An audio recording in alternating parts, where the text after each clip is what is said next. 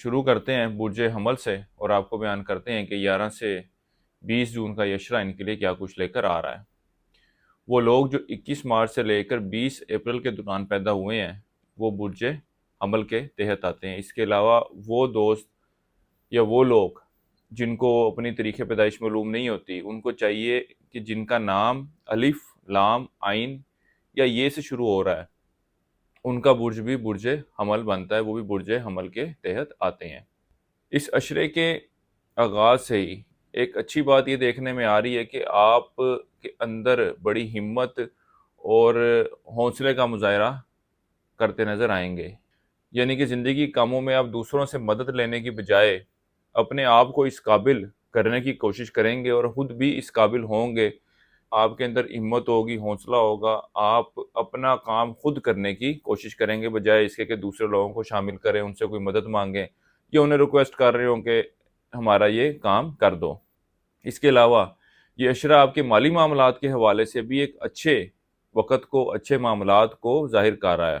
اس کے ساتھ ہی ساتھ وہ لوگ جو کاروبار سے وابستہ ہیں، خاص طور پر ان کے معاملات میں بہتری دیکھنے میں آئے گی، کاروبار میں تیزی رہے گی۔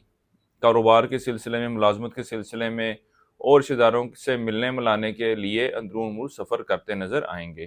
آپ کی توجہ فنون لطیفہ کی طرف بڑھتی نظر آئے گی۔ اعلیٰ تعلیم حاصل کرنے والے طالب علموں کی توجہ تعلیم کی طرف ذرا کم رہے گی۔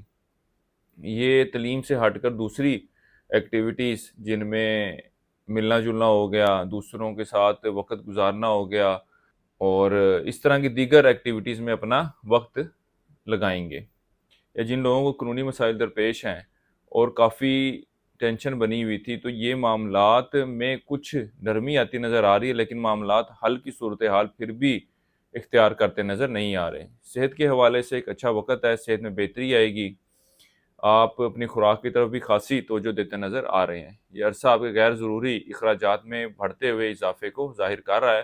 ان معاملات کو خاص طور پر غور کرنے کی ضرورت ہے، آپ کے لیے پریشانی کا باعث بنیں گے۔ رواں عرصے میں آپ اکثر اوقات خیالوں کی دنیا میں گم رہیں گے اور خیالی پلاؤ پکاتے رہیں گے۔ اس عرصے میں آپ کو چاہیے کہ گفتگو کرتے ہوئے بات چیت کے دوران اپنی زبان پر، اپنے جذبات پر قابو رکھنے کی کوشش کریں، کیونکہ آپ ان انٹینشنلی اپنی زبان سے کچھ ایسے الفاظ ادا کرتے نظر آئیں گے کہ جس کا احساس جو ہے وہ آپ کو بعد میں ہوگا اور شاید اس بات پر آپ شرمندہ بھی ہوں، اور آپ کے معاملات جو ہیں اس الفاظ کی وجہ سے یا اس سٹانس کی وجہ سے دوسروں کے ساتھ خراب بھی ہو سکتے ہیں، جو آپ بھی نہیں چاہتے ہوں گے اور وہ دوسرا شخص بھی نہیں چاہتا ہوگا۔ اولاد کے معاملات کے حوالے سے وقت خاصا اہمیت اختیار کر جائے گا اور اولاد کے حوالے سے کئی خوشخبری سننے کو ملے گی۔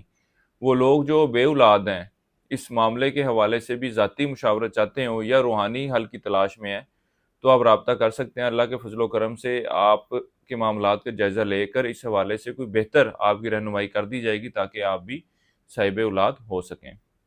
اس عرصے کے لیے ایک وظیفہ آپ کو بتا رہا ہوں، یا اللہ یا فتح ہو۔